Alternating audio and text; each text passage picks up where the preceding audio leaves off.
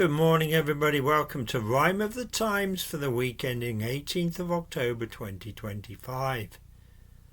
Hard to believe, but Gaza peace has been achieved, and the remaining hostages by their families have been received. When it comes to Ukraine, Trump still flatters to deceive, which leaves Zelensky peeved and fairly aggrieved.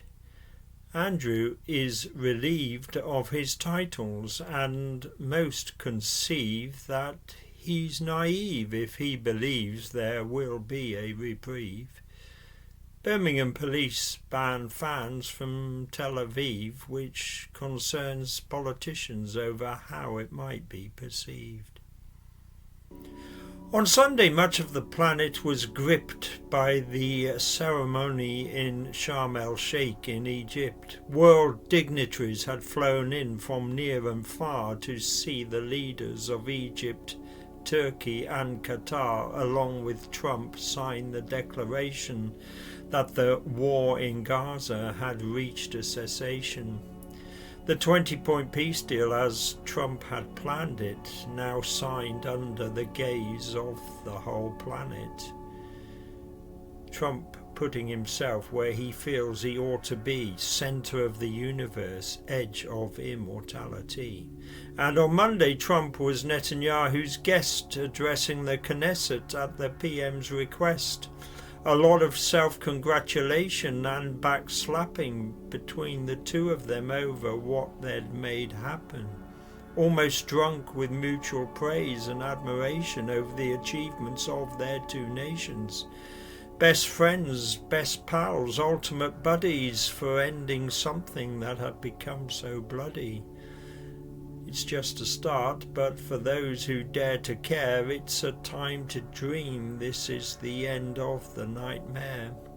With Trump believing Hamas and Israel were at peace, and all Israel's living hostages on Monday released, and the guns and bombs for now at least ceased, his focus on the Middle East was eased, and his desire to end another war increased, so time for Putin to be either squeezed or appeased.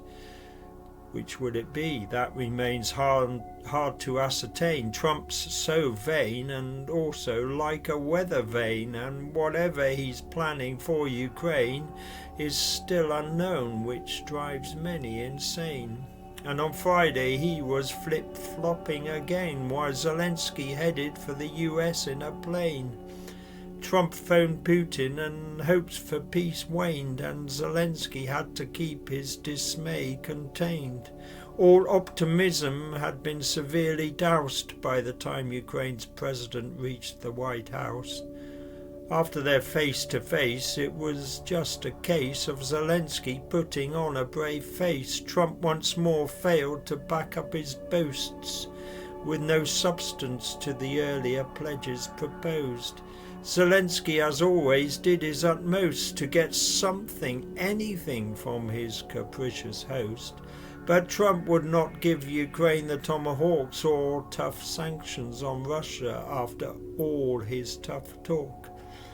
The pre-meeting promises had somehow morphed into a vow to meet up with the Kremlin-poisoned dwarf.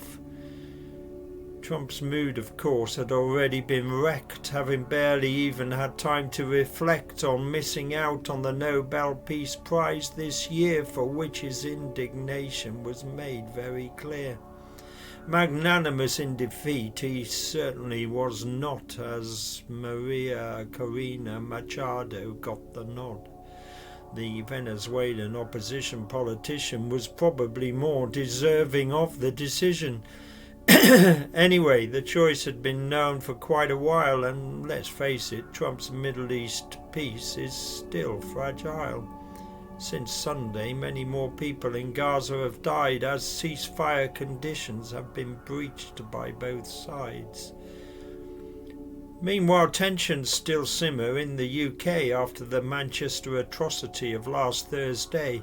The tragic bloodshed, with 2 people now dead, has, it seems probably indirectly, now led to the police in Birmingham imposing a ban on the Maccabi Tel Aviv football fans. On the 6th of November, the ban will apply for the Aston Villa Europa League tie. The call, made on the basis of safety and security, caused a rare show of party political unity.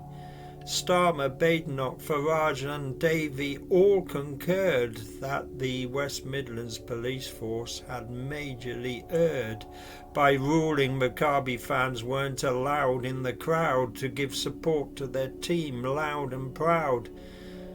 The government now insists it must resist the Villa Park ban being allowed to persist, cause it makes it look like Jewish no-go zones exist, reminiscent of scenes like those in Schindler's List.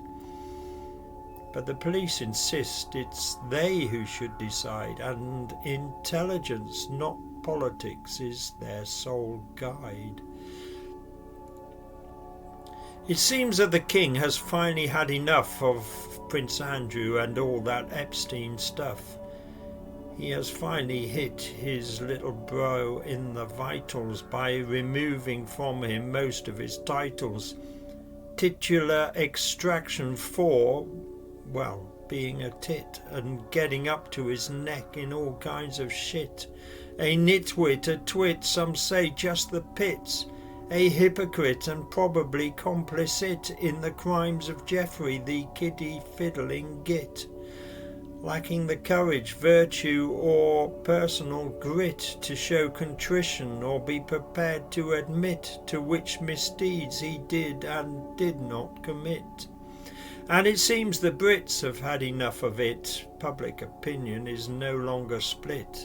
They trust him about as far as they can spit. So now he's an outcast, a royal misfit. His sense of entitlement displays a dull wit. No one at home, though the lights seem to be lit. Entitlement, but no titles and no royal remit. No place where his face fits, his life in bits.